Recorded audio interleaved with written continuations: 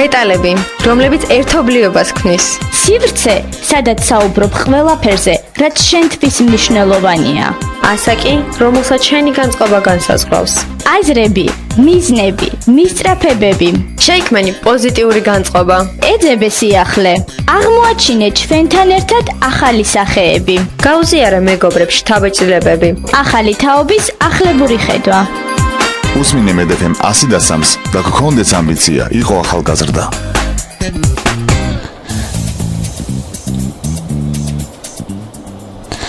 მოგესალმებით, არაჩვეულებრივ განწყობაზე მედეფემ 100-3 შემოუერთდა გადაცემა მაძიებელი.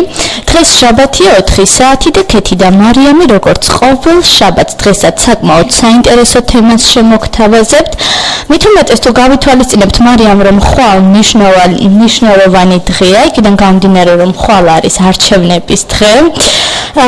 რომელიც ალბათ ყველას აინტერესებს და ყველა ელოდება. დღევანდელი ჩვენი თემაც სწორედ არჩევნებთან დაკავშირებულია და შეეხება ახალგაზრდული პარლამენტის პროექტებსა და ინიციატივებს. თუ ვინ იქნებიან ჩვენი დღევანდელი სტუმრები, ამაზე უკვე მარიამი ისაუბრებს. მეელს დაგეთანხმები რომ სტუდიაში ნამდვილად არაჩვეულებრივი განწყობა, რაც შეეხება ჩვენ დღევანდელ გადაცემას და სტუმრებს, ისინი იქნებიან გრიგოლ კალანდაძე, ახალგაზრდული პარლამენტის 2014 წლის მოწვევის დეპუტატი და ანა მუსიაშვილი, აღმასრულებელი საბჭოს წევრი. მოკლედ, მაძიებელი გადაცემის ბოლოს შემოგთავაზებთ კაცხის სვეტის შესახებ ისტორიას ტრადიციულ რუბრიკაში გაიცანი საქართველო, რომელიც ნამდვილად უნდა მოისმინოთ და შემდეგ ეს ადგილი საკუთარი თვალით უნდა ნახოთ. თუ ვინ იქნება ჩვენი დღევანდელი სტუმარი ამ ნაწილისა, ამას ცოტა მოგვიანებით გეტყვით, მანამდე კი მოვესალმოთ ჩვენ სტუმრებს. გამარჯობათ.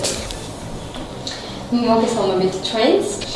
რომ დავიწყოთ კითხვით, რომ გადმოვიდეთ ანა შენთან. იდეას აწამებდა ახალგაზრდული პარლამენტის. პირველ რიგში მინდა მადლობა გადაგიხადოთ მოწვევისთვის. ძალიან გვიხარია პირადად მეც და გრიგოლსაც თქვენთან სტუმრობა. მოგიყვებით ახალგაზრდული პარლამენტის შესახებ მცირე ისტორიას, თუ როდის დაიწყო, ზოგადად სად დაიბადა პროექტის იდეა და რატომ.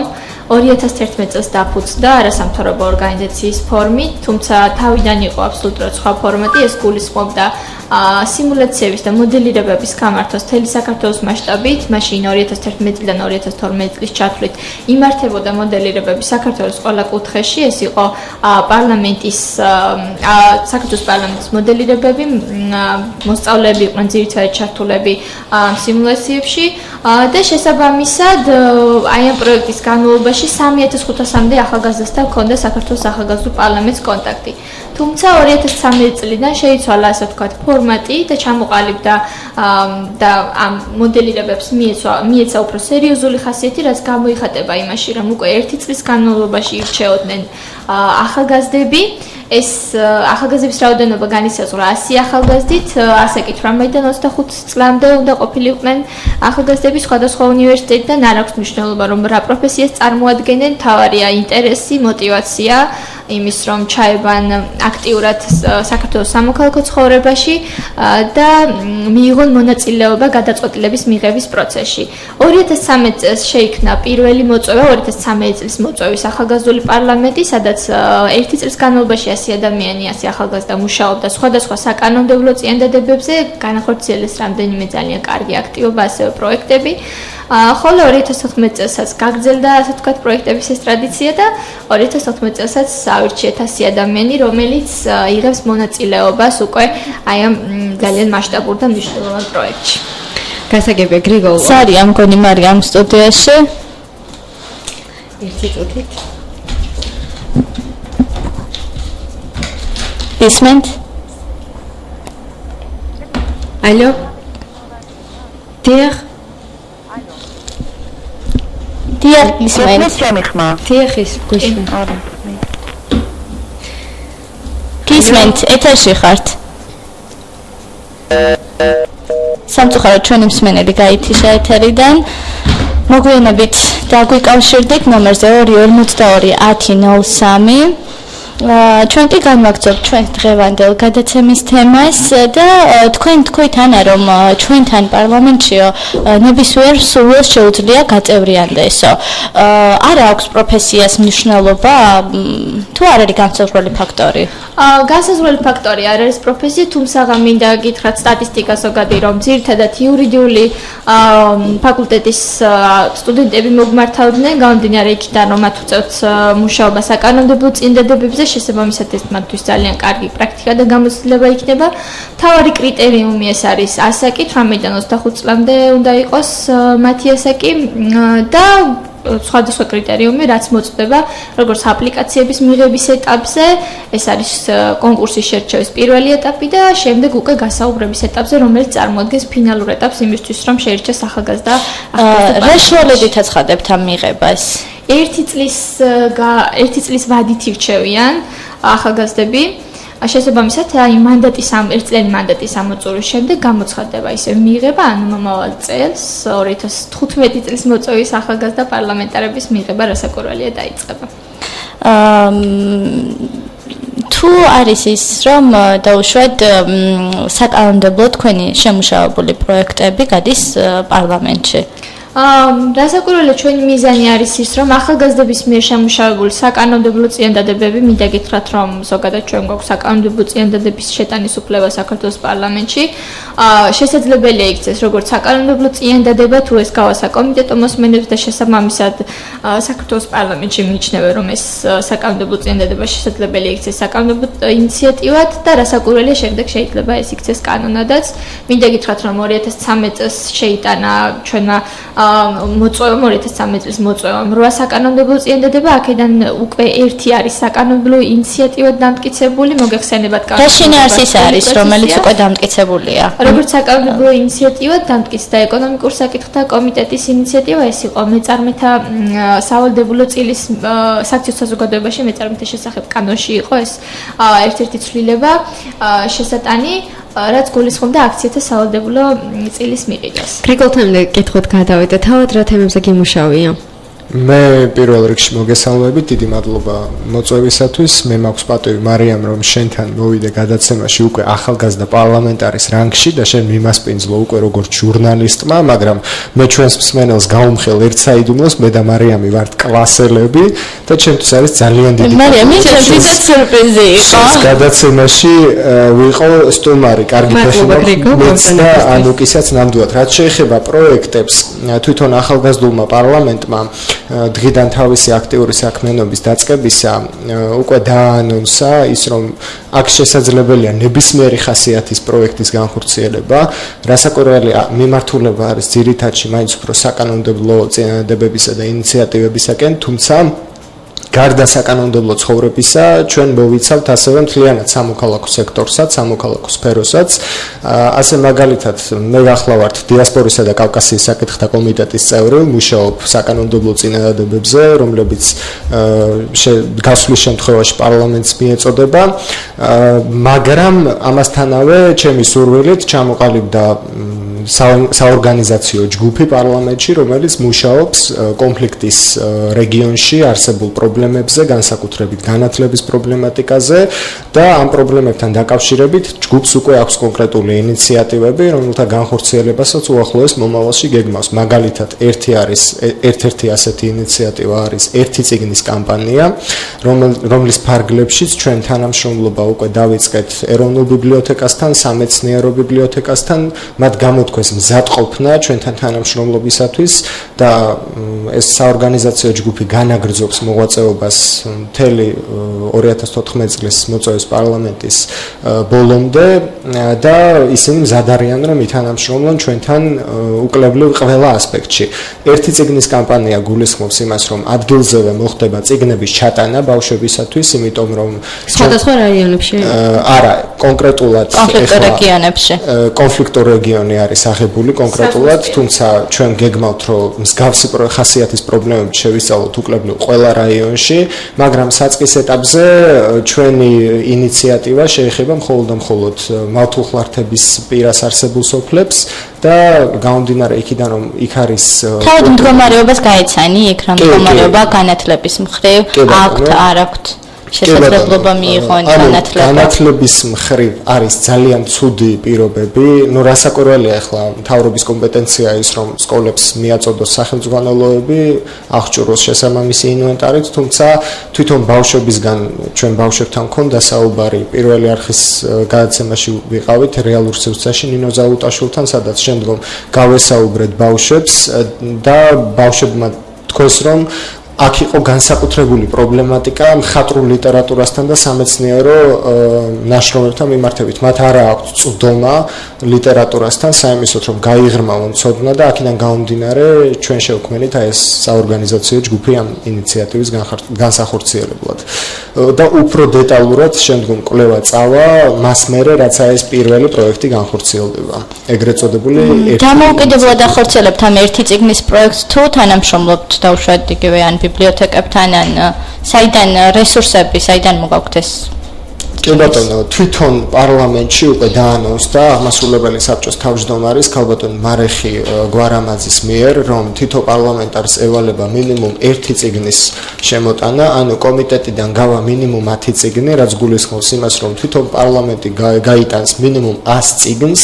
პარალელურად ამისა მე როგორც აღნიშნე ჩემი საუბრის დასაწყისში, ჩვენ მქონდა შეხვედრა ეროვნული ბიბლიოთეკის დირექტორთან, პარლამენტის ეროვნული ბიბლიოთეკის დირექტორთან, ბატონ გიორგი კეკელიძესთან, რომელმაც გამოთქვა მზადყოფნა, რომ მოგვამარაგოს წიგნებით და ხელი შეუწყოს იმას, რომ მინდა აღნიშნო, რომ ეროვნული ბიბლიოთეკა ყოველთვის ხელს უწყობს მსგავს ინიციატივებს და ყოველთვის გვერდში უდგას იმ ადამიანებს, რომლებსაც ჭირდებათ მსგავსი ტიპის დახმარება. დიახ, კი ბატონო, ნამდვილად დეთანხმებით. გარდა ამისა ჩვენ გვაქვს თანამშრომლობა სამეცნიერო ბიბლიოთეკასთანაც, რომელმაც ასევე გამოთქვა მზადყოფნა, რომ გარდა ამ პროექტისა, სხვა პროექტებთან მიმართებითაც დაგვეხმაროს, სხვა შორის ჩვენ ყოველ კვირაულად გვიწევს საკომიტეტო შეხვედრები და აქედან გამომდინარე მათ გამოთქვეს მზადყოფნა, რომ ოთახებიც კი გამოგვიყენს საიმისოდ, რომ ჩვენ საკომიტეტო შეხვედრები გავმართოთ და კიდევ გეგმავთ რამდენიმე მსგავს ორგანიზაციასთან თანამშრომლობას. პარლამენტარები, ჩვენი ახალგაზრდა პარლამენტარები არ ჩამოუვარდებიან. საჩემ პროგრამებზე რო ვისაუბროთ და პროექტებზე თუ შეიძლება. გარდა იმისა, რომ არსებობს ერთ-ერთი ყველაზე მასშტაბური და ნამდვილად ყველასთვის ცნობილი პროექტი 2014 წლის მოწვევის ახალგაზრდული პარლამენტი, გარდა ამისა, საქართველოს ახალგაზრდული პარლამენტი როგორც ორგანიზაცია ახორციელებს სხვადასხვა მიმართულებით პროექტებს, მათ შორის მინდა გამოვყო ის, რომ ახალგაზრდული პარლამენტის პრიორიტეტი არის რეგიონული განვითარება და რეგიონებში მცხოვრები ახალგაზრდების ხელშეწყობა, იმისათვის რომ მათ ჰქონდეთ შესაძლებლობა თავიანთი შესაძლებლობების რეალიზების, იმის რომ ჰქონდეთ წვდომა სხვადასხვა პროექტებთან, რომელიც თქვათ იმართება დედაქალაქში და სხვა სულ ქალაქებში, მაგრამ პრობლემა რეალურად დგას სოფლებში, სადაც არც თუ ისე ბევრი რაღაც ხდება.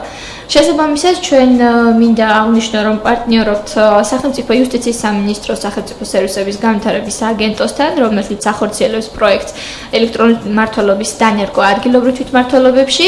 ეს გულისხმობს იმას, რომ აი პროექტის ფარგლებში შეიქმნა 12 საზოგადოებრივი ცენტრი საქართველოს მასშტაბით 12 სოფელში. შესაბამისად, აი ამ საზოგადოებრივ ცენტრებში ჩვენ როგორც ახალგაზრდები და ახალგაზრდული პარლამენტის წარმომადგენლები ვგეგმავთ რამდენიმე სერვისის დანერგვას, მათ შორის ყველაზე საინტერესო და საჭირო არის უფასო იურიდიული კონსულტაციები, რაც გულისხმობს ონლაინ გაწევას, კვალიფიციური კონსულტაციების გაწევას მოსახლეობისთვის, არა მარტო ახალგაზრდებისთვის, ნებისმიერ ყველასთვის იქნება ხელმისაწვდომი. საზოგადოებრივ ცენტრში არის იმის შესაძლებლობა, რომ ონლაინ თქვა დაუკავშირდეთ, თუ იქნება საჭიროება იმის, რომ მოხდეს ადგილზე ჩასვლა და ადგილზე გამოკვლევა, თუ რა პრობლემა, ამასაც უზრუნველყოფთ საჭიროების შემთხვევაში. თუმცა საწყის ეტაპზე ეს იქნება ონლაინ კონსულტაციები და ნებისმიერ ადამიანს, რომელსაც აწუხებს ან მარტივად რომ თქვა, აინტერესებს თუ რისი უფლება აქვს, ამის კონსულტაცია იქნება გაწეული. გარდა ამისა, ბიზნეს კონსულტაციების მიმართულებითაც ძალიან აქტიურად იწყებს ახალგაზრდული პარლამენტი მუშაობას. იგივე საზოგადოებრივ ცენტრებში ასევე ახალგაზრდებისთვის იქნება ტრენინგები შეთავაზებული და ტრენინგები იქნება ასევე ტრენერებისთვისაც, ანუ ეს ბავშვები გადაემზადებიან სოფელში მცხოვრები ბავშვები, როგორც თანასწორ განმანათლებლები. ეს სკოლის მოსწავლეებზია საუბარი. კი, აი ამ სოფლებში მცხოვრები, არა მარტო სკოლის მოსწავლეები, არამედ ახალგაზრდები, რომელთაც უწევთ სოფელში ცხოვრება და თქვათ არ არიან სტუდენტები და არ მოდიან ქალაქში და ასე შემდეგ. სოფელში ადგილზე მცხოვრებ ახალგაზრდებისთვის, ვინც აი ამ სოფლებში ცხოვრობს, საზოგადოებრივი ცენტრები აშენებული, იქნება ეს სერვისები ხელმისაწვდომი. თუმცა მინდა გითხრათ, რომ 2014 წლის მოწვევის ფარგლებში შექმნილი არის რეგიონული პოლიტიკის კომიტეტი, რომელი კომიტეტიც ასევე უზრუნველყოფს იმას, რომ ყველა რეგიონში იყოს წარმომადგენელი ახალგაზრდული პარლამენტის და აი ადგილზე მოხდეს პრობლემების იდენტიფიცირება და ჩვენ ვეცდებით იმას, რომ გაუწიოთ ამ პრობლემების გადაჭრას ადვოკატირება და ადვოკატირების კამპანია ვაწარმოებთ. როგორ ფიქრობ, დღეს საკუთარი უფლებები რამდენად იციან ადამიანებმა? ხშირად მოგმართავენ ამ თხოვნით, რომ დაუშვათ გვესაჭიროება კონსულტაციები ამ და ამ საკითხზე. გამომდინარე იქიდან, რომ აქამდე არ ქონია მსგავსი პროექტები, ან პროექტი არ ქონია განხორციელებული, მაგრამ მსგავსი მიმართულება არ ქონია დანერგილი, არ ქონია ამის პრაქტიკა, თუმცა საქართველოში არსებული მდგომარეობასთან დაკავშირებით შეიძლება ვთქვათ, რომ სამოქალაქო ცნობიერება არც ისე მაღალია. შესაბამისად, სამოქალაქო ცნობიერება მოიცავს ადამიანის ძირითად უფლებებსა და თავისუფლებებსაც. ძალიან ბევრი კიდევ სხვა მიმართულება, რაც ემსახურება იმას, რომ ზოგადად სამოქალაქო კულტურა და თვითშეგნება ამაღლდეს საქართველოში საზოგადოებაში. შესაბამისად, ჩვენ სწორედ აი ამას ვცდილობთ, რომ სამოქალაქო თვითცნობიერების ამაღლება მოვახდინოთ ახალგაზრდებში და ასევე პოლიტიკური კულტურის ამაღლება. თავად პარლამენტთან თუ გაქვთ უშუალო კავშირი? რა თქმა უნდა, ეს არის ჩვენთვის ნამდვილად ძალიან მნიშვნელოვანი, რომ საქართველოს პარლამენტი უცხადებს ძალიან დიდ მხარდაჭერას და თანადგომას ახალგაზრდულ პარლამენტს ამ შემთხვევაში. ჩვენ გვქონდა ოფიციალური გახსნა ქუთაისში, საქართველოს პარლამენტის შენობაში. შემდეგ თითოეული კომიტეტი შეხვდა სპეციფიკის მიხედვით კომიტეტის ადმინისტრაციას, ანუ აპარატს, რომელთაც მისცეს ძალიან კარგი რჩევები ახლად მოწვეულ დეპუტატებს. ასევე ისაუბრეს თუ თანამშრომლობის რეფორმები შეიძლება გამოიყენონ და რასაკვირველია, ჩვენ გვაქვს ძალიან ახლო კარგი კომუნიკაცია საქართველოს პარლამენტთან. გრიგოლ, როგორც პარლამენტის წევრს, სად გიწევს მუშაობა? ამ შემთხვევაში თბილისში თუ ქალაქ ქუთაისში? მოგახსენებთ, მე მიწევს მუშაობა ძირითადად თბილისში. ჩვენ საკომიტეტო შეხვედრებს მართავთ თბილისის სახელმწიფო უნივერსიტეტში, რომელიც არის ჩვენი ერთ-ერთი ყველაზე დიდი პარტნიორი. საკომიტეტო სხდომები იმართება ყოველკვირეულად, მაგრამ კომიტეტს აქვს უფლება, რომ რიგგარეშე სესია მოიწვიოს სურვილის მიხედვით, თუ სამუშაო ამას მოითხოვს.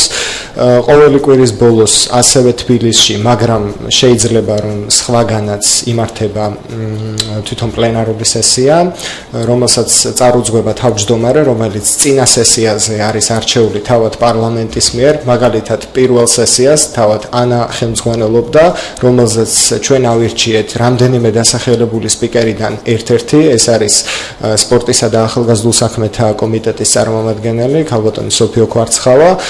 მომდევნო სხდომას გაუძღვება თავად სოფიო და ასეთივე როტაციის პრინციპით შევარჩევთ სპიკერს, ანუ ყოველ თვე თვითონ ახალგაზრდა. ეს პრინციპი გასაგებია და ყველაზე საინტერესო ინიციატივა რა ყოფილა თქვენი? გარდა ამ მე ძალიან მომწონს ერთი წიგნის პროექტი. კიდევ რაზე მუშაობდით ისეთი საზოგადოებისთვის საჭირო და ნიშნულოვანი? მოგახსენებთ, თვითონ პირველ პლენარულ სხდომაზე უკვე გასულია 3 საკანონმდებლო წინადადება, მათ შორის ერთ-ერთი სხვათა შორის შეეხება ასოცირების ხელშეკრულებას, რომლის პარაფირება მომხდარია და მოგახსენებათ, რომ ერთ კვირაში ჩვენ ხელს ვაწერთ. ეს იყო კონკრეტულ პერსონებთან მიმართებით, მათი პერსონალური ინფორმაციების დაცვა გასაჯაროებასთან მიმართებით ინიციატივა. კიდე იყო ორი საკომიტეტო ინიციატივა, ერთი იყო ადამიანის უფლებათა ინიციატივა, რომელიც შეეხებოდა ადვოკატებს და ადვოკატის უფლებებს. მეორე ინიციატივა იყო სპორტისა და ახალგაზრდულ საქმეთა ინიციატივა. ახალგაზრდულ საქმეებში შეიტანეს კომიტეტმა შეიტანა ინიციატივა სკოლებში. და სკოლის ხმობს ეს ბოლო ინიციატივა სპორტისა და სკოლებში ბავშვების რაოდენობის შემცირება, ყველას მოგვეხსენება, კი ბატონო, ყველას მოგვეხსენება, რომ ძალიან ქაოტური ვითარება სკოლებში იმასთან დაკავშირებით, რომ ძალიან დიდი რაოდენობა კლასებში ბავშვების და აქედან გამომდინარე კომპეტენტურ პირებთან კონსულტაციების შემდგომ ამავე კომიტეტის დეპუტატები. თქვენი კანონ პროექტის მიხედვით რამდენი ბავშვი უნდა დარჩეს ჯგუფში? დაახლოებით 25 ბავშვამდე ჩამოვიდა მაქსიმალური ოდენობა, მინიმალურ ზღვარსაც დაადგენენ. ან რამეს ხომ არ დაამატებდი? კი, დაამატებდი. ანუ აღსანიშნავია ის, რომ განათლების სამინისტროშიც მინისტრის ბრძანებით არის მსგავსი უკვე, თუმცა ახალგაზრდა პარლამენტარები გარკვეულ შემთხვევაში აწვდიან რეკომენდაციებს ამზადებენ ძალიან ბევრ მნიშვნელოვან საკითხთან დაკავშირებით, ასევე სპორტის და ახალგაზრდობის საქმეთა კომიტეტი გვერდზე საუბრობდი, თქვა, აპირებს იმას, რომ აწარმოოს კვლევა თუ რამდენად ეფექტური იქნება, თქვა, კლასებში ბავშვების რაოდენობის შემცირება. გარდა ამისა, მე მინდა ხა მოვიტანო მაგალითად თქვა გარემოს დაცვის კომიტეტი, გარემოს დაცვისა და ბუნებრივი რესურსების კომიტეტი, რომელიც ასევე კვლევას აწარმოებს. ანუ ძირითადად კომიტეტები ფოკუსირებულნი არიან იმაზე, რომ გამოიკვლიონ რეალურად რა პრობლემები არსებობს და შემდეგ აი იმ საკანონმდებლო წინადადებების, როგორც ბერკეტების საშუალებით. შემდეგ შემუშავდეს. კი, როგორც ბერკეტის საშუალებით. კი ბატონო, ანუკემ ზუსტად ახსენა, რომ კვლევას ვაწარმოებთ და კომპეტენტურ პირებთან გვაქვს საუბარი, აი გუშინ მაგალითად ჩემს კომიტეტს ჰქონდა შეხვედრა პოლიტიკურ ექსპერტთან, ბატონ ზურაბ დავითაშვილთან, რომელთანაც განვიხილეთ დიასპორის საკითხები და ის პრობლემატიკა, რომლებიც აწუხებთ დღეს ჩვენს დიასპორებს საზღვარგარეთ და აი ესეთი შეხვედრები იმართება პერიოდულად. ჩვენ გეგმავთ, რომ განმართოთ შეხვედრა თვითონ კომიტეტმა დიასპორის საკითხებში სახელმწიფო მინისტრის აპარატთანაც, რათა კანონმდებლობაც და თვითონ კვლევაც იყოს მაქსიმალურად დახვეწილი და აბსოლუტურად ვეთანხმები ან ის იმაში, რომ პერიოდულად ხდება ყველაფერი ამის მაქსიმალურად დახვეწა და მაქსიმალურად სწორი ფორმის მიცემა, რაც გულისხმობს თავის მხრივ კომპეტენტურ შინაარსს. ის რომ არსებობს 10 კომიტეტი ახალგაზრდულ პარლამენტში გვაძლევს იმის საშუალებას, რომ ჩვენი საქმიანობა, ასე ვთქვათ, საქმის არეალი გავხადოთ ძალიან ფართო, მე მინდა გავიხსენო წეღან იკითხეთ თუ რა მნიშვნელოვანი ღონისძიებები განხორციელებიათ აქამდე. ძალიან ბევრ საკითხს შევეხეთ შარშან და წელსაც მოლოდინი გვაქვს იმის, რომ მნიშვნელოვან თემებზე იქნება ყურადღება გადატანილი. მაგალითად შარშან იყო საჯარო დისკუსიები მოეწყო ამასთან დაკავშირებით, მოაწყვეთ ექსპერტებთან შეხვედრა, მაგალითად ეს იყო ახალგაზრდა პატიმრების რესოციალიზაციის. ჯანდაცვის კუთხით ხომ არა გაქვთ რაიმე ისეთი პროექტი, რომელზეც მუშაობთ? რამდენიმე საკანონმდებლო. მაინც პირველ სამედიცინო რადიოში ვართ და კი, არსებობს ჩვენთან ჯანდაცვის და სოციალურ საკითხთა კომიტეტი, რომელიც მუშაობს და მუშაობდა ძალიან ბევრ საინტერესო თემაზე. მათ შორის შარჟან იყო სავალდებულო კვეთასთან დაკავშირებით საკანონმდებლო წინადადება გამომდინარე იქიდან, რომ არ იყო ეს საკითხი დარეგულირებული და კანონმდებლობით შესაბამისად ამაზე მოამზადეს საკანონმდებლო წინადადება. და რას გულისხმობდა? მე ზუსტად სიმართლე გითხრათ არ მახსოვს, იმიტომ რომ არ ვარ კომპეტენტური ამ სფეროში, თუმცა ვიცი რომ საკანონმდებლო წინადადება შეეხებოდა სავალდებულო კვეთას, ასევე ფსიქიატრულ დახმარებასთან დაკავშირებით გქონდათ კიდევ ერთი ძალიან საინტერესო ინიციატივა შარშან ჯანდაცვის კომიტეტს წელს აქტიურად არის. წელს რატომ არ ხართ ესეთი აქტიურები ჯანდაცვის კუთხით? წელსაც არის პირველი პლენარის თომაზე უბრალოდ ვერ მოესწრებოდა ბევრი ინიციატივის განხილვა, ჩვენ ველოდებით რომ შემდეგ პლენარის თომაზე გამოიტანენ კომიტეტების საკანონმდებლო წინადადებებს. მე ვიცი რომ მუშაობენ ნარკოტიკების თემაზე, რომელიც ასევე ძალიან მნიშვნელოვანი და პრობლემურია დღესდღეობით საქართველოში და ჯანდაცვის კომიტეტი ძირითადად აი ამ თემისკენ არის მიმართული. თუმცა ძალიან ბევრი თემა, რომელზეც სხვა კომიტეტი. ნამდვილად ძალიან ბევრი თემაა განსახილული და ასევე ისეთი რომ მივაწოდოთ ჩვენ მსმენელს ეს ინფორმაცია, ცოტა ხნით რეკლამაზე გავიდეთ და ძალიან მალე დავუბრუნდებით.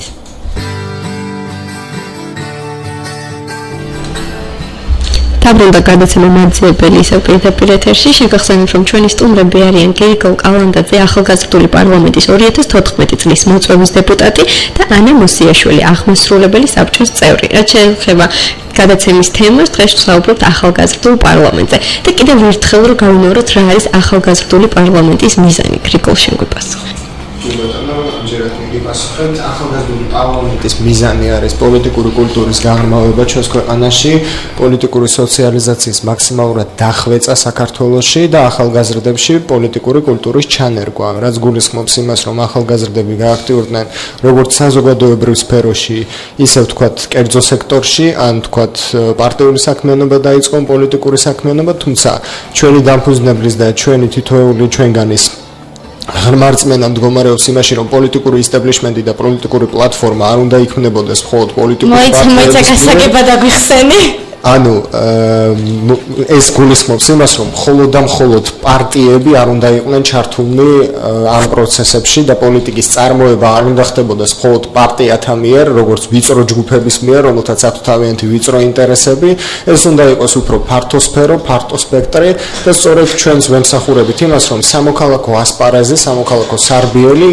გაფართოვდეს და გაიზარდოს ისე, რომ თითოეულმა ახალგაზრდამ მოახერხოს და დააფიქსიროს საკუთარი პოლიტიკური არჩევანი თუ პოლიტიკური ხედვა კონკრეტულ საკითხთან დაკავშირებით. თუმცა ჩვენ არ ვკონცენტრირდებით უშუალოდ მხოლოდ პოლიტიკურ საკითხებზე, არ ვკონცენტრირდებით რაღაცა პოლიტიკურ კრიტიკაზე, ჩვენ უფრო კონცენტრირებულნი ვართ. თუმცა ჯანსაღი კრიტიკა საჭიროა. გასაკვირველია, კონსტრუქციული კრიტიკა არის საჭირო. ორივენი დამეთანხმდნენ უცებ. კონსტრუქციული კრიტიკა არის საჭირო, ამაში ორი აზრი არ არის, ეს უდავოა და განსაკუთრებით სამოქალაქო სექტორის მხრიდან, თუმცა ჩვენი ორიენტირი მაინც არის უფრო განათლებაზე, კულტურაზე, სოციალიზაციაზე და მსგავსი ინსტიტუციების მაქსიმალურად დახვეწა გამართვაზე. ჩვენ არ ვართ მხოლოდ რაღაცა პოლიტიკაზე ორიენტირებულნი, ჩვენ ვართ ორიენტირებულნი. ანუ თქვენი მიზანი არ არის ის, რომ დაუშვათ გახდეთ დეპუტატები, შეხვიდეთ პარლამენტში და რაღაცა ძალიან ამბიციურად ვთქვათ. და ჩვენი მიზანი არც ერთი ჩვენგანის არ არის ის, რომ რეალურად დავიმკვიდროთ ჩვენი თავი რეალურ საკანონმდებლო ორგანოში და გავხდეთ რაღაცა ქვეყნის კანონშემოქმედებითი ნაწილი. ცუდია, როდესაც ასეთი ამბიცია გაქვს. პირიქით, ანუ რასაკვირველია შეიძლება შაშანელი თქვათ 100 ადამიანი, წესს არჩეული 100 ადამიანიდან 20-30 და არ ვიცი, მე დავასახლებ რასაკვირველი არის, გახდეს თუნდაც დეპუტატი, თუნდაც მინისტრი, ან ზოგადად საჯარო მოხელე. ანუ ამას რასაკვირველია წინასწარ ვერ გავთვლით. ნებისმიერ შემთხვევაში ახალგაზრდული პარლამენტი ემსახურება იმას, რომ ამ ადამიანების სამოქალაქო თვითშემოქმედება. ანუ დამოუკიდებელი ორგანოა ეს ახალგაზრდული პარლამენტი, რომელიც დამოუკიდებლად იმუშავებს კანონპროექტებს და ცდილობს თვითონ დანერგოს საზოგადოებაში კულტურა, საზოგადოების ცნობიერების ამაღლება ამ მიმართულებით და სხვადასხვა მიმართულებებზე იმუშაოს. ის რომ ამ შემთხვევაში იზრდება ახალგაზრდების როლი როგორც საზოგადოების ერთ-ერთი ძალიან მნიშვნელოვანი და ჩვენი გადაცემაც სწორედ ამაზეა მიზანმიმართული, რომ ახალი ინიციატივები, ახალი აღმოჩენები ვიპოვოთ სახელწოდებიდან გამომდინარე მაძიებელი, მაგრამ მიუხედავად იმისა, რომ არის პირველი სამედიცინო რადიო, ჩვენ ყოველთვის ვცდილობთ, რომ ჯანსაღი და საინტერესო იდეები მივაწოდოთ ჩვენს მსმენელს, ახლებური ხედვა, ახალი ინიციატივები და თქვენი ეს წამოწყება ახალგაზრდული პარლამენტი ნამდვილად შეესაბამება, ნამდვილად ჯდება ამ კონტექსტში და ვფიქრობ, რომ საკმაოდ საინტერესო წამოწყებები გვაქვს რა გაქვთ.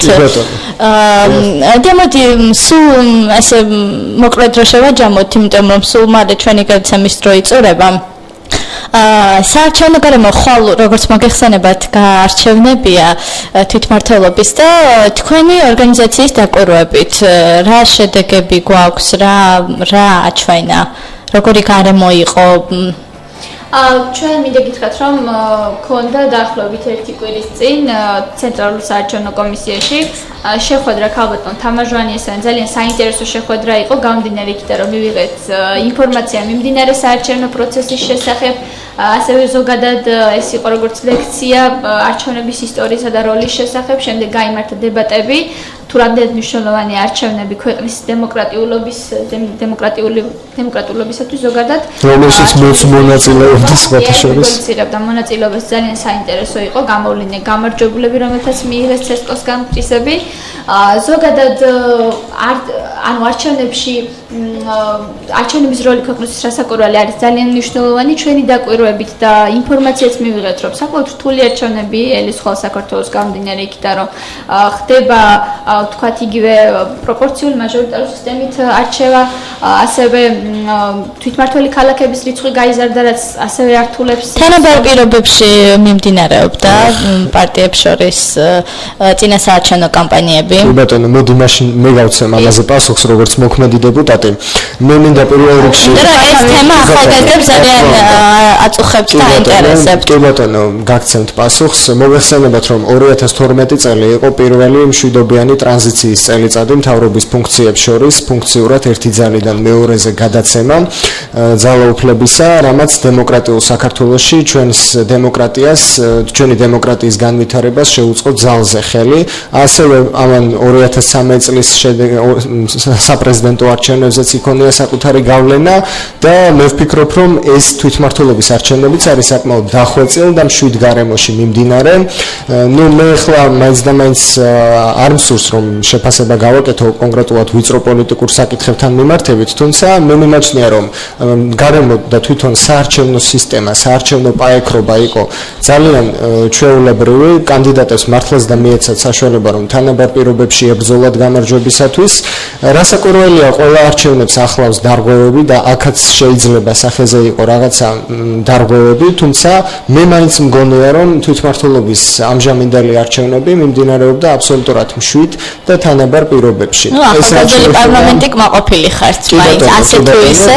ეს რაც შეეხება თვითონ ჩემს დაკვირვებას და ჩემს შეფასებას არჩევნებს. არ გამოხატავს ორგანიზაციის ზოგად პოზიციას, იმიტომ რომ აქ არის სადა 100 ადამიანი, რომელსაც განსხვავებული პოლიტიკური შეხედულებები აქვს, შეიძლება სხვა დეპუტატები სხვა პოლიტიკური პარტიების ორგანიზაციის ხედვა რა არის ამ წელს? ორგანიზაციას ხედვა ოფიციალური ამასთან დაკავშირებით არ დაუფიქსირებია და რასაკვირველია, როგორც გრიგოლი აცხადებს თავის დამოკიდებულებას ინდივიდუალურად საერთაშორისთან დაკავშირებით, ესეთივე დამოკიდებულებები აქვს ახალგაზრდა პარლამენტარებს დანარჩენებსაც და მე აღნიშნე, რომ დებატები მიმდინარეობდა ცესკოში ზოგადად არჩევნების მნიშვნელობაზე და ძალიან კარგად გამოჩნდა ის, რომ რამდენად მრავალფეროვანი შეხედულებები და დამოკიდებულებები აქვს ახალგაზრდებს. ანუ ეს იყო ჩემი პირადი პოზიცია არჩევნებთან მიმართებით, შეიძლება ხვალ თქვენ მოიწვიოთ სხვა ახალგაზრდა პარლამენტარი და აბსოლუტურად სხვანაირი, ან ნახევრად განსხვავებული შეფასება მოგაწოდოთ და არჩევნების თემატიკას რადგან მეხებით, ხვალ მიწვეული ვართ 5 ახალგაზრდა პარლამენტარი CSKO-ში, ჩვენ უშუალოდ გავუწევთ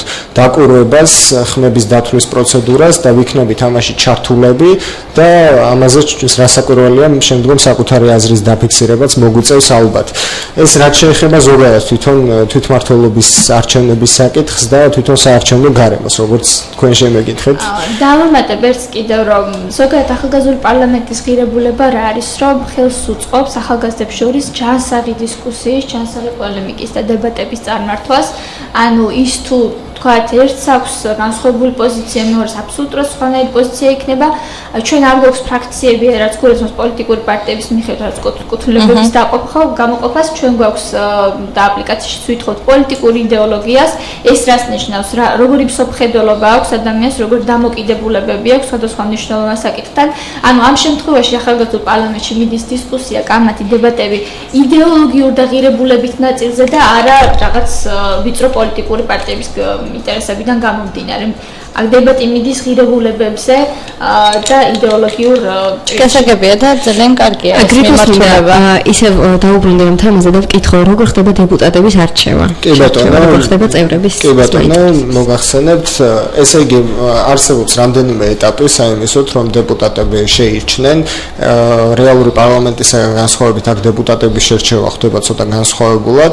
პირველი ეტაპი ეს არის აპლიკაციების გაგზავნის ეტაპი, აპლიკანტების ეტაპი. გაგზავნიან ამ აპლიკაციებს. აპლიკაციები იგზავნება თვითონ აღმასრულებელი საბჭოსთან. მიგელისთვის გაგზავნის, ჩემთვის მიღების ეტაპი. კი ბატონო, ანუ იგზავნება თვითონ მეილზე აღმასრულებელ საბჭოსთან, შემდგომ აღმასრულებელი საბჭო აპლიკაციას განიხილავს, 2000 აპლიკანტი მონაწილეობდა სულ აპლიკაციების გაგზავნის პროცესში. შემდგომ აქედან შეირჩა გასაუბრების ეტაპისათვის 375 კანდიდატი, უკვე დეპუტატობის კანდიდატი და აი აქედან უკვე შემდგომ თბილისის სახელმწიფო უნივერსიტეტის პირველ კორპუსში გაიმართა გასაუბრების ეტაპი, რომლებზეც აღმასრულებელი საბჭოს თავმჯდომარისა და წევრების გარდა იყვნენ წარმოდგენილნი ექსპერტები გამსაუბრებლებად და სამოქალაქო საზოგადოების წარმომადგენელი პერსონები და აქედან უკვე შეირჩა 100 დეპუტატი, რომელთაც მიიღეს მანდატები და გამოუცხადნენ ოფიციალურად ნდობა აღმასრულებელი საბჭოს მხრიდან. ეს ნდობა გამოცხადებული დეპუტატები, როდის დაურიგებთ ბავშვებს წიგნებს კონფლიქტურ რეგიონებში? საინტერესო შეკითხვაა სხვათა შორის. ჩვენ ვგეგმავთ, რომ დაახლოებით უკვე იქითა კვირის ბოლოსკენ მოხდეს ოფიციალურად ჩვენი პროექტის განხორციელება.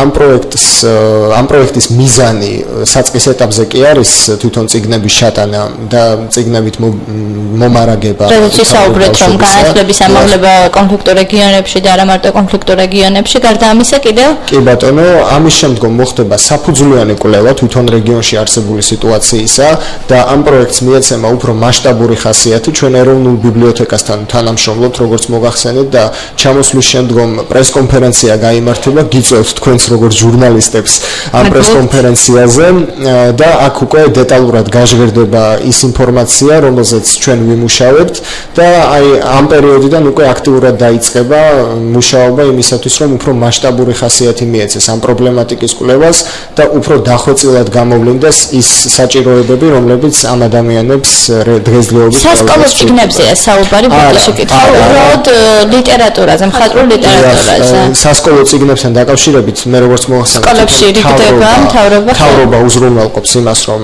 ეს ყველაფერი წესრიგში იყოს, უბრალოდ მხატვრული ლიტერატურა შემეცნებითი სამეცნიერო წიგნები არის ძალიან დიდი დეფიციტი ამ ყველაფრის მხრივ ამ რეგიონში.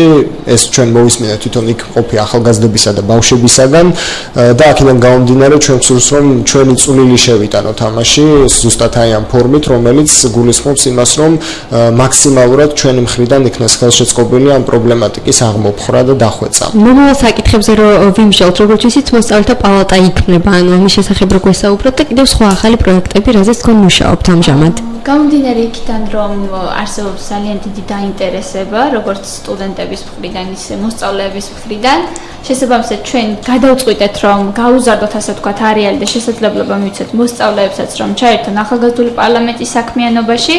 ეს გულისხმობს იმას, რომ იქმნება მეორე პალატა, ეგრეთ წოდებული მოსწავლეთა პალატა, რომელთაც შემდგომში ექნებათ შემდეგი სახის აქტივობები, ეს არის მოდელირებები, უკვე ის თუ რეალურად რაღაც შედეგის მომცემია ჩვენი მუშაობა, მათთვის ეს იქნება მოდელირება, სიმულაცია, ასევე ისინი ჩართულები იქნებიან გამოკითხვებში, სხვადასხვა სოციალურ გამოკითხვას მოამზადებენ, ასევე კვლევებში იქნებიან ჩართულები, საჯარო დისკუსიებს გამართავენ სხვადასხვა მნიშვნელოვან საკითხებთან და ასევე სკოლაში იქნებიან ასე ვთქვათ ჩვენი წარმომადგენლები. გრიგოლ, მოსწავლეთა შერჩევა რა პრინციპით მოხდება? ნებისმიერ მსურველს ექნება საშუალება თუ რაიმე სასწავლო პროცესიდან გამომდინარე, სულერთია რომელსაც გნებავთ იმან? ეს უფრო ანუკის კომპეტენციაა, ისინი მუშაობენ ამაზე, ეს ჩვენ დეპუტაციას არ გვეხება და მე მგონი ანუკი უფრო გასცემს ამას პასუხს. საწყის ეტაპზე ეს იქნება თბილისის და რომელი კლასიდან მოხდება ჩართვა მოსწავლეების? 11 კლასიდან იქნება ჩართვა მოსწავლეების, გამომდინარე იქიდან რომ 12-ები დაკავებულები არიან და არც ძალიან სამწუხაროდ.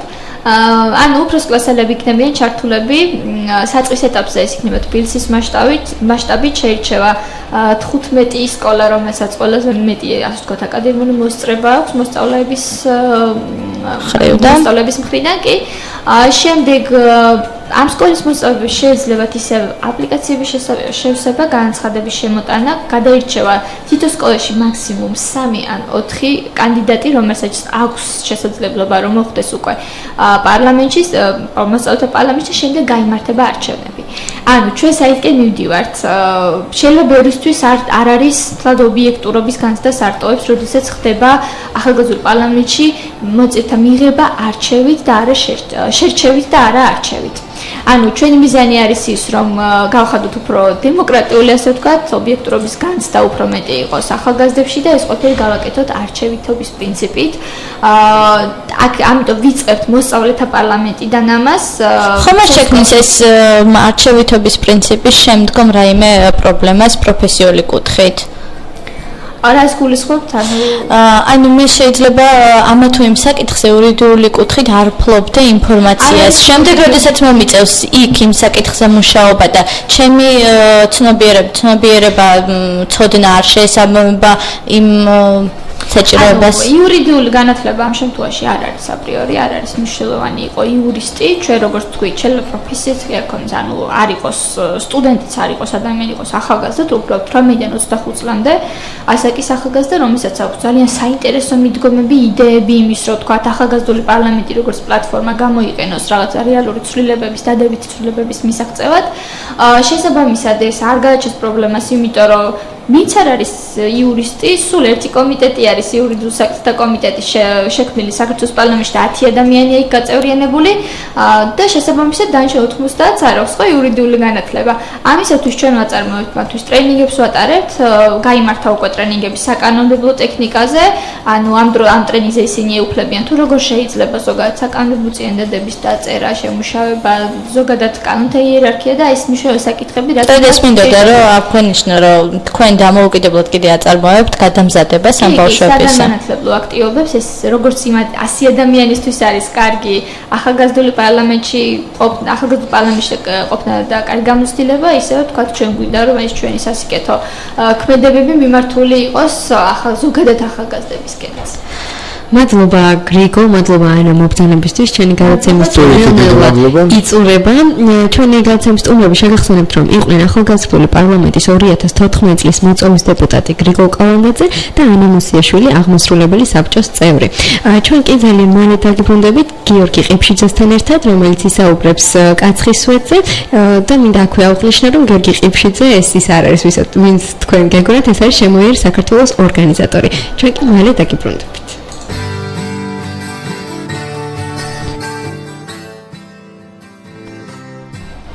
გადაცემა მაძიებელი ისევ პირდაპირ ეთერშია. მარიამ და ქეთი დაგიბრუნდით. კვლავ ჩვენი სტუმარი, შემდეგი სტუმარი კი იქნება გიორგი ყიფშიძე, შემოიერი საქართველოს ორგანიზატორი, რომელიც გვესაუბრება კაცხის სვეტზე. მოგესალმები გიორგი, მადლობა მობრძანებისთვის. და რომ დავიწყოთ ზოგადად კაცხის სვეტზე საუბარი. ჯერ სანამ ამაზე გადავალთ ამ თემაზე, იქამდე თქვენ ორგანიზაციაზე რო გვესაუბროთ, რამდენი ხანია რაც არსებობთ, დადიხართ, რა ადგილებში დადიხართ, ეს ყველაფერი ვისაუბროთ. მოგესალმებით პირველ რიგში ფირფასო რადიო მსმენელებო, რაც შეეხება ჩვენ ორგანიზაციას შემოიარე საქართველო, ეს ორგანიზაცია ჩამოყალიბდა 3 წლის წინ. ამ ორგანიზაციის ჩამოყალიბების მიზანი იყო ის, რომ ანუ ბევრი ჩვენი მეგობარი, ბევრი ჩვენი ირგვლივმყოფი არის საქართველოს ისტორიულ ადგილებზე ნავყოფი. ყოფილა ბევრი ისეთი შემთხვევა, რომ როდესაც საუბრისას უთხოვს ადამიანს, რომ არის ევროპის თითქმის ყველა ქვეყანაში ნავყოფი, მაგრამ არ არის ნავყოფი საქართველოს ისტორიულ ადგილებზე. ამიტომ ჩვენ მე და ჩემო მეგობრებმა გადავწყვეტეთ, რომ შევგვექმნა ეს ორგანიზაცია და დავარქვით შემოიარე საქართველო. და შემოიარე საქართველოს გულისხმობს იმას, რომ პოპულარიზაციას უწევთ საქართველოს ისტორიულ ადგილებს და ნახულობთ მათ ისტორიულ ძეგლებს. ხოლო რაც შეეხება კაცხის სვეტს, რომელზეც დღეს ვისაუბრებთ და როდესაც მე ვნახე ფოტოები, მართლაც რაღაცა მიუწვდომელი ადგილია და მიუვალი და სწორედ აქედან გამომდინარე გადავწყვეტეთ, რომ მაძიებლის ბოლო ნაწილში ვესაუბრა ამ ნაწილს, ამ კუთხეზე და რა ვიცი, ჩემი აზრით მსმენელსაც ძალიან მოეწონება და სად მდებარეობს და თვითონ სახელი კაცხი საიდან შეირჩა? ანუ შევეცდები ვისაუბრო. კაცხის სვეტი მდებარეობს დასავლეთ საქართველოში, ზემო იმერეთში, კერძოდ ჭიათურის მუნიციპალიტეტში, ჭიათურიდან დაახლოებით 11 კილომეტრზე სოფელ კაცხში. ანუ კაცხის სვეტი სიმაღლე არის 40-45 მეტრი და კაცხის სვეტზე არსებობს ესეთი ლეგენდები, მაგალითად ერთ-ერთი ლეგენდა არის ის, რომ უფალს მოუხმია ანგელოზნი, ზოგიერთისთვის ყვავილნარის გაშენება უბრძანებია, ზოგისთვის ხეხილი, ზოგისთვის ცხოველების გამრავლება დაუვალებია. მორთეს და მოკაცმეს იქაურება ანგელოზებმა, ერთ ადგილას დიდი ქვა მოზარდა, ქვეშ უხერხულმა დაიბოდა თურმე. გადმოხედა უფალმა ზემოდან ამ უხერხულ ესე ვთქვათ არსებას და ზემოდან გადმოასხა წყეულს დუღარეთ ალახი. ამობუყა ქვეწავავის ბუდე, ჰაერში ჰაერშივე გაცივდა მოხუთხუთე ლავა და გაიყინა და სწორედ ესე აღიმართა კაცხის სვეტი, ანუ ერთ-ერთი ლეგენდის თანახმად. ეს ლეგენდა ნამდვილად არ მქონდა მოსმენილი ამ კაცხის სვეტზე. არის რამოდენიმე ლეგენდა, რომელიც კაცხის სვეტის ისტორიას მოგვითხრობს და ეს ძალიან ლამაზი ისტორიაა. ხოლო ამის შემდეგ ხალხმა სალოცავად აქცია ეს ადგილი და უძველესი დროიდან იქცევდა ეს კაცხის სვეტი ადამიანების ყურადღებას. ქრისტიანობამდე სვეტი წარმართული კუნთის ნაყოფიერების ღვთაების დანიშნულებას ასრულებდა, ხოლო ქრისტიანობის, ანუ საქართველოს სახელმწიფო რელიგიად გამოცხადების შემდეგ სვეტი, ანუ ეს წარმართულობა სამუდამოდ ჩამოშორდა და ასე ვთქვათ, წარმართულობა მსხვერპლში წირვის ტრადიცია მიმდინარეობდა თუ ხდებოდა შიგნით? ხო, ანუ კერპთაყვანისმცემლობა იყო და ანუ ღვთაების დანიშნულებას ასრულებდა რაღაც ანუ უფრო სწორად რაღაცებს შესთხოვდნენ და ესე რომ ვთქვათ რა. ზუსტი ინფორმაცია რას ასრულებდა ეს კერპთაყვანისმცემლობა და რა დანიშნულება ჰქონდა, ეს არ არსებობს სამწუხაროდ. და ანუ აქ შემდეგ მე-16 საუკუნით თარიღდება ანუ ეს ისეთი ქრისტიანული სიმბოლოები, მაგალითად ბოლნისური ტიპის ჯვარი, რომლის ანალოგი უკვე ბოლნისში და სირიაში გვხვდება. ანუ კაცხის სვეტზე ამის შემდეგ პირველი ექსპედიცია ავიდა 1954 წელს და ამ ექსპედიციის მიერ ჩატარებული სამუშაოებით დაჩვენა კვლევა ამ ექსპედიციის. კვლევა მაჩვენა, რომ ანუ ამ კლდის ზემოთ იყო ორი ტაძარი აგებული, ერთი თარიღდებოდა მე-5 საუკუნით, ხოლო მეორე ანუ მთლიანად ქვით ნაგები იყო და მე-6 საუკუნით.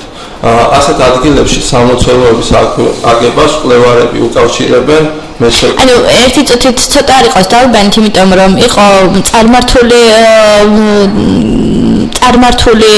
ადგილად მიიჩნეოდა, კერპთაყვანისმცემლობა სრულდებოდა და შემდეგ უკვე ტაძარი იყო ზემოთ აშენებული, რომელიც უკვე გულისხმობს რას, რომ სასულიერო პირები მოღვაწეობდნენ იქ. ხო, მაგრამ ანუ ეს კერპთაყვანისმცემლობა როგორც აღნიშნეთ საქართველოში, ანუ ქრისტიანობის გავრცელებამდე და ანუ შემდეგ მე-6 საუკუნიდან მე-5 ხდება ამ ორი ტაძრის აგება კაცხის სვეტის წვერზე. საინტერესოა, საკმაოდ მაღალია, როგორც თქვით, 40-45 მეტრია. იმ ადგილზე თუ ნახავთ თქვენ ფოტოებს ან ჩახვალთ და მოინახულებთ, საკმაოდ მიუდგომელი ადგილია და რთულად მისასვლელი. როგორ მოხდა ამ ტაძარზე ამ ქვით ნაგების ქვების ატანა? ეს საკითხი კვლევარებმაც ვერ გამოიკლიეს, რადგან დღევანდელ პირობებშიც ძალიან ზეწნელია იქ ასვლა და ანუ მით უმეტეს მასალის ატანა, ქვების ატანა, რომ ტაძარი აეშენებინათ და დღესაც მეკვირს რომ რაღაცა როგორ არ ჩამოიშალა, როგორ არ ინაშონებს ამ რაღაცა იდუმალებას ეს სვეტი დღემდე. აი სწორედ მაგით არის განსაკუთრებული და ისიც რავი, ალბათ ყველა ჩვენთაგანისთვის გაუგებარია თუ აი როგორ შეიძლება 40-45 მეტრის სიმაღლეზე ააშენო ტაძარი და ქვემოდან აიტანო ეს ქვები. თან თვითონ ეს მთაზია იმ მთა არის მაღალზე, გარდა სვეტი რომ მთაზეც დგას, ის მთა არის კიდე მაღლობზე.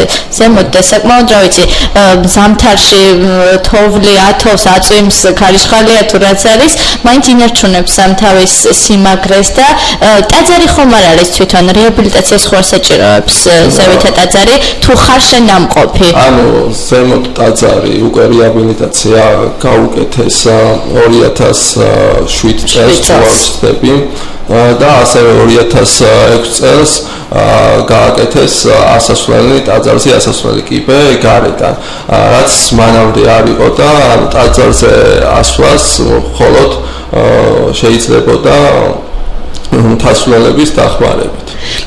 ეს ისტორიული ინფორმაცია ძალიან საინტერესოა. თავად თუ მიყავთ მონაწილეები ამ ტურში, თუ იღებენ ხალხი მონაწილეობას და რამდენად მარტივია იქ ასვლა, იქ აღწევა?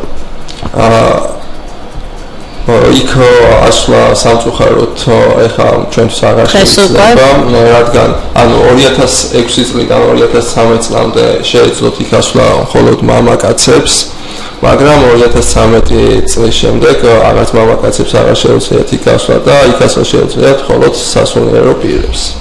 თუმცა თუ თქვენ მიხვალთ ამ ადგილზე, ქვემოდანაც არაჩვეულებრივი სანახაობა და გვხდებათ, იმიტომ რომ მე გაუცებული ვარ ეს სვეტი და ზედკიდე ტაძარი და ტაძრის გვერდით არის ხეები, ამ სვეტზე კიდე საოცარი სანახაობა, მარტო რო წარმოიდგენ ამ ყველაფერს და ვიზუალურად დაინახავ, არ ვიცი, მარტო მოსმენილი არ არის საკმარისი, უნდა ნახოს ყველაფერი საკუთარი თვალით და შემდეგ აღარ დაგჭირდება იმის განცდა, რომ ევროპის რომელიმე ქვეყანაში თუ იყავი, მე არ ვამბობ, რომ იქ ნაკლები სილამაზეა, მაგრამ საქართველოში გვაქვს ესეთი ულამაზესი ადგილი ჭიათურაში, სადაც მდებარეობს კაცხის სვეტი და Z2 სასწაული ტაძარი, რომელიც უკვე საუკუნეები ინარჩუნებენ ამ სიმაგრეს და რა ვიცი, მარიამ, მე პირადად გაოცებული ვარ და რა თქმა უნდა, ყველა ნახველი, ყველა ჩვენ ვიქნებით წანეშია ჩაფული, ხო, გიორგი? ანუ მე მოუწოდებ ქართველებს, რადიოსმენელებს, რომ აუცილებლად ვინც არ არის ნამყოფი კაცხის სვეტზე, აუცილებლად მოინახულოს და მათ დარჩებათ ისეთი შთაბეჭდილება, რომ არ დაავიწყდებათ დიდი ხნის განმავლობაში. ასევე დიდი ხნის განმავლობაში არ ვიცი, მაგრამ ოდესმე შეიძლება საერთოდ დაგავიწყდეს ესეთი ადგილი, მე ვერ წარმომიდგენია. რა ვიცი, ეს ასევე კაცხის სვეტთან ერთად შეიძლება ისეთი ღირსშესანიშნაობების ჩასმა ტურში, როგორიც არის მღვიმევის დედათა მონასტერი, იგი არის მე-13 საუკუნეში აშენებული, კლდეში არის იგი აშენებული და ანუ ესე რომ ვთქვათ, კდის გამოქვაბულიდან უნდა შეხვიდე ამ ეკლესიას. ამ მონასტერში დასაშვებია? და თქვენ თუ მიდიხართ ტურებით, ანუ ჩვენ მივდივართ ტურებით, მაგრამ რავი, სამწუხაროდ ხშირად ისე ხდება ხოლმე, რომ არ გამოთქვამენ სურვილს წამოსვლისას. უცნაურია. კიდევ რა ადგილებში შეიძლება თქვენთან ერთად? სწორედ ამიტომ არის ჩვენი ეს გადაცემის რუბრიკა გაიცანი საქართველო, რომლის ფარგლებში ჩვენ გვეკავშირდებიან მსმენელები და გამოთქვამენ ამა თუ იმ კუთხეში წასვლის სურვილს. თუ გაქვთ კაცხის სვეტში წასვლის სურვილი და ნახვა ამ ადგილისა, მართალია თვითონ სვეტზე არ არის დაშვებული შესვლა, მაგრამ როგორც უკვე ვთქვით, ულამაზესი ადგილია და გარდა სილამაზის არის შთამბეჭდავი ადგილი. დაგვირეკეთ ან მოგწერეთ Facebook-ის გვერდზე MED-FM-ი, პირველი სამედიცინო რადიო და ჩვენ აუცილებლად დაგაკავშირებთ გიორგის, რომელიც იმ შემთხვევაში თუ იქნება ტური კაცხის სვეტში, აუცილებლად წაგიყვანთ და განახებთ ამ ადგილს. სამწუხაროდ ასვლა არ შეიძლება იქ, მაგრამ ქვემოთ არის სამლოცველო, სადაც შეუძლიათ წარმოსვლელებს შევიდნენ და იქ მოილოცონ, ესე რომ ვთქვა. გიორგი, კიდევ რა ადგილის ნახვას თავაზობ ჩვენ მსმენელს და ასევე ქართველებში მე შევთავაზებ ესეთ რაღაცას, ანუ თბილისიდან გავალთ, პირველი გაჩერება გვექნება სწორედ მღვიმევის დედათა მონასტერში, შემდეგ ანუ როგორც მოგეხსენება, ჭიათურაში არის მრავალი საბაგირო და საბაგიროთი გასეირნება შევთავაზებ. ამ შემთხვევაში ცოტა შემსუბუქებული გვაქვს საქმე, აღარ გვიწევს ფეხით სიარული და შედარებით გამარტივებულია ეს გზის პრობლემა. ასევე საბაგიროთი ნიშნება კარგი ხედი და ესე რომ ვთქვათ, შთამბეჭდავია. ასევე შემდეგ შეიძლება კაცხის ეკლესიის ნახვა. საბაგიროთი ჩანს ეს კაცხის სვეტი ზევიდან, რომელიმე მიმართულებით. სამწუხაროდ საბაგიროთი კაცხის სვეტი არ ჩანს. და სამწუხარო, თუმწყვდაგული. ასევე კაცხში არის სწორედ ერთ-ერთი ისტორიული ეკლესია, რომელსაც ანუ რომის მაგვარით საქართველოს სხვა კუთხეში არ არის და ანუ გამორჩეული და ორიგინალური ძეგლია და ამ ძეგლის გამორჩეულობა და ორიგინალურობაში იგულისხმება ის, რომ ნაგებობა შედგება საფეხურებად განლაგებული 3 წახნაგოვანი ნაწილისაგან, გარშემოსავლელი ტაძრის კორპუსისა და გუმბათის ყელისაგან. ტაძრის კორპუსი და გუმბათის ყელი 6 ესე რომ ვთქვათ აბსიდიანია, კაცხის ერთ-ერთი გამორჩეული ღირსშესანიშნაობა 4 ანგელოზის მიერ ჯვრის ამაღლების სცენას წარმოადგენს და ეს რა ადგილზეა ეს ჯვრის ამაღლების სცენა? კაცხის სვეტზე, რომელიც ჩანს? არა, სანამ კაცხის ეკლესია არის კაცხის სვეტამდე კილომეტრ-ნახევრით ადრე. ანუ ცალკე ტაძარი არის ეს და ანუ განსხვავებული ტაძარი არის და ამის მაგვარი საქართველოს არც ერთ კუთხეში არ გვხვდება და ეს ტაძარი აშენებულია ბაღვაშების მიერ. რა ვიცი, ძალიან მრავალფეროვანია ეს ჩვენი ჭიათურა. და ბევრი ისტორიულ ძეგლს მოიცავს, ამისთვის ერთ გადაცემაში ვერ ჩავეტევით, ნამდვილად ჭიათურაზე ჩვენ კიდევ ვისაუბრებთ აუცილებლად. თქვენ კი დაგემშვიდობებით, ჩვენ კი გვინდა რომ გადაცემა კიდე გავაგზავნოთ და კიდევ ბევრ ადგილზე ვისაუბროთ, მაგრამ მეტადაც კი გადავაცილეთ. მადლობა გიორგი მობრძანებისთვის. ეს იყო გიორგი ყიფშიძე, შემოიარე საქართველოს ორგანიზატორი, მარიამ და ქეთი კი მომავალ შაბათამდე გემშვიდობებით. ერთი კვირით გემშვიდობებით.